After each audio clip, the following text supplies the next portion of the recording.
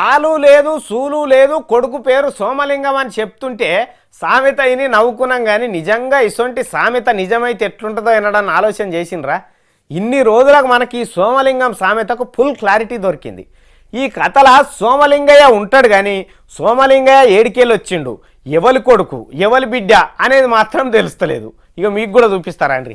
ఓ పిల్లగా, మీ నాయన పేరు ఏందంటే మా నాయన పేరు పలానా అని చెప్తారు, ఈ ఇల్లెవల్దంటే పలానా అయినదని కూడా చెప్తారు.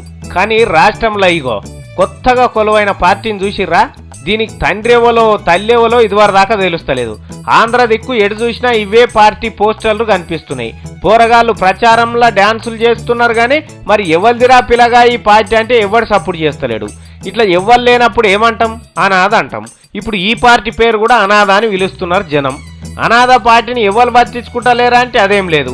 గజ్జల శ్రీనివాస్ గాత్రదానం చేసి పార్టీని ప్రచారం చేస్తుంటాడు, కానీ ఎవరిదంటే మాత్రం చెప్పడు. దాన్ని అన్నోడెవడో పెంచుతున్నోడెవడో ఎవడు దాస్తున్నాడో ఎవడు కావాలి కాస్తున్నాడో ఎవ్వరికి తెలుస్తలేదు. గజ్జల శ్రీనివాస్ గంట కొట్టిపోతాడు, పొరగాలు డ్యాన్సులు చేసిపోతారు. 10-15 రోజుల సంధి ఈ అనాథ పార్టీ బ్రహ్మాండంగా బజార్ల పొంటి తిరుగుతున్నది.